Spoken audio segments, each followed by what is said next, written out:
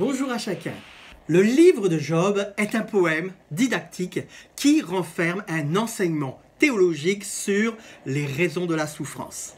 Dès le début du livre, nous voyons que l'Éternel déclare Job comme juste. Alors les trois amis qui viennent se disent « mais ce n'est pas possible, si Job souffre, c'est parce qu'en quelque part il a péché ». Un peu sur le même principe des disciples de Jésus qui s'interrogeaient sur l'aveugle de naissance. Est-ce lui ou ses parents qui ont péché ?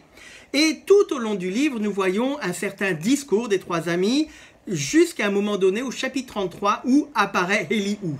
Elihu, son nom signifie « c'est l'Éternel qui est Dieu » et son discours est radicalement différent et opposé de celui des trois amis. Nous voyons un discours qui glisse également vers la prise de parole de l'Éternel. Ce qui est intéressant, c'est que Elihu et Dieu par la suite vont dire que Job a besoin de se repentir, non pas en fonction des choses qu'il aurait faites, mais parce que Dieu est éternel, il est au-dessus de toutes choses, il est entièrement saint. Et nous voyons après Job qui reçoit sa récompense de la part de l'Éternel. Donc ce livre nous invite véritablement à l'humilité, à reconnaître que jusqu'à présent nous avons entendu parler de Dieu, mais maintenant notre œil le voit. Soyons bénis.